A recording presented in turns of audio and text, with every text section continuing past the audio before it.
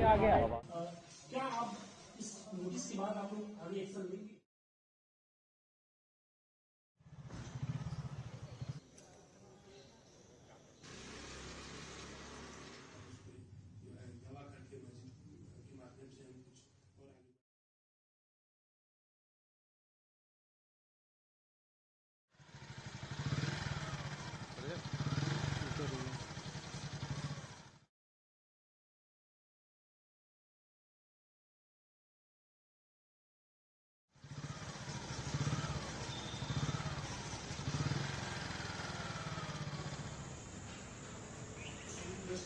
के अंतर्गत ये सब हमारे संस्थान की स्थापना है।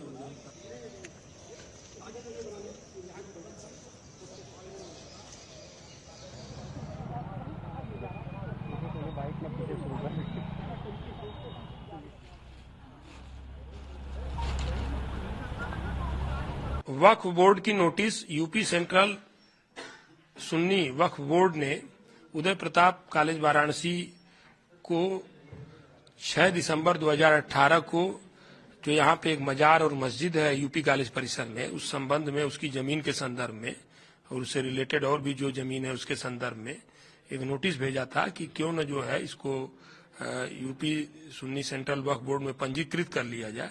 और ऐसा इन्होंने वसीम अहमद पुत्र अब्दुल लतीफ कोई है उनके आवेदन पर भेजा था हमको नोटिस। और अगर आप जवाब नहीं देते हैं तो यह जमीन जो है सुन्नी सेंट्रल वक्फ बोर्ड में शामिल कर ली जाएगी। लेकिन तत्काल हमारे जो है उदय प्रताप शिक्षा समिति जो कि यूपी कॉलेज का संचालन करती है, उसके तत्कालीन सचिव श्री यूएन सिन्हा साहब ने तत्काल इसका जवाब दिया और बताया कि कुछ लोग कॉलेज परिसर के शैक्षणिक परिवेश में विकृति पैदा करने हेतु किसी अवांछनीय व्यक्ति द्वारा भ्रामक प्रार्थना पत्र प्रस्तुत किया गया है और यह जमीन जो है इंडाउमेंट ट्रस्ट की है और चैरिटेबल इंडाउमेंट एक्ट के अंतर्गत आधार वर्ष के उपरांत ट्रस्ट की जमीन पर अन्य किसी का मालिकाना हक स्वयं समाप्त हो जाता है। तो इस प्रकार जो है ये मामला जो है यहाँ से लिख के चला गया। उसके बाद कुछ नहीं आया था। बीच में वहाँ पे ये लोग निर्माण कार्य कराना चाहते थे मस्जिद में और उसको आगे बढ़ाना चाहते थे।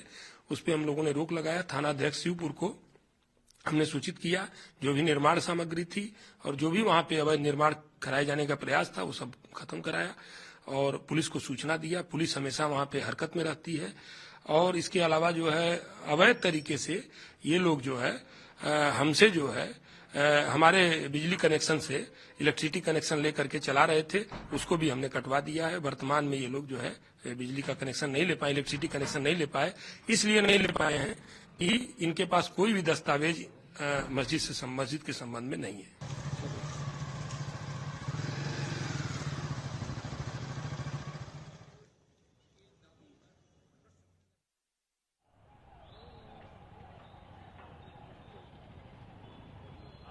हमारी मांग ये है कि ये जो मजार को ये मस्जिद का रूप दे रहे हैं लोग और वक्फ बोर्ड इस पे अपना अधिकार बता रहा है कि हमारा ये जमीन है, ऐसा इनका कुछ नहीं है। क्या आप यहाँ के छात्र हैं? हाँ, यहाँ हम छात्र हैं। किस तरीके की यहाँ पे संख्या रहती है? संख्या पहले निर्माण हो रहा है? शुरू में ये लोग 2-4 लोग आए, फिर माननीय अखिलेश यादव की सरकार में यहाँ फोर्स लगा के नमाज पढ़ाने का काम किया गया और माननीय मुख्यमंत्री जी के आने के बाद ये लोग अपना ये सब काम शुरू कर दिए और वक्फ बोर्ड कह रही है कि हमारी जमीन, तो ऐसा इनका कुछ नहीं है। आगे क्या आप लोगों ने? आगे हम लोगों ने माननीय जिलाधिकारी से मांग किया है कि यहाँ 2-4 लोगों को अनुमति दें, बाकी जब तक जांच नहीं होती है यहाँ पूरी जांच करें कि किस बिहाफ पे ये लोग यहाँ हैं और उसके बाद इन लोगों को नमाज में 2-4 लोग आए। बाकी ये संख्या बढ़ती जा रही है। ये शिक्षा का मंदिर है, जहाँ छात्र पढ़ने आते हैं वहाँ ये लोग सौहार्द बिगाड़ रहे हैं भीड़ बढ़ा के। आज हम लोगों ने जिला अधिकारी को और ज्वाइंट पुलिस कमिश्नर को एप्लीकेशन दिया है। हम लोगों ने मांग किया है कि जब तक इसका कुछ निर्णय नहीं हो जाता, पहले ये मजार था और जब तक इस मजार में ये लोग ज्यादा से ज्यादा संख्या में नमाज पढ़ने आते हैं, इनको रोका जाए।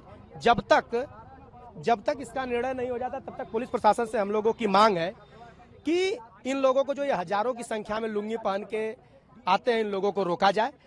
2-4-5 लोगों को निर्धारित कर दिया जाए कि इन्हीं लोगों को अंदर आने दिया जाए। ये लोग क्या करते हैं कि पहले जब हम लोग सन 12 के समय में जब हम लोग देखा करते थे तो यहाँ 2, 4, 5 लोग आते थे। अभी क्या कि लंका से, बीएचयू से, नदेसर से बड़ी संख्या में आके ये लोग यहाँ नमाज पढ़ने का काम करते हैं।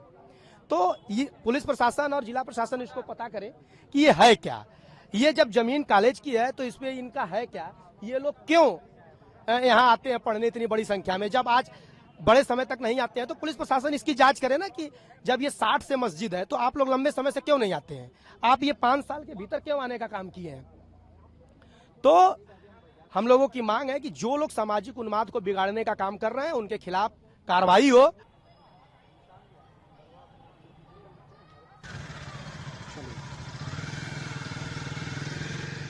अगर आप ये वीडियो YouTube पर देख रहे हैं तो हमारे चैनल को सब्सक्राइब करें और बेल आइकन को दबाना ना भूलें। अगर आप Facebook पर ये वीडियो देख रहे हैं तो हमारे पेज को लाइक करें।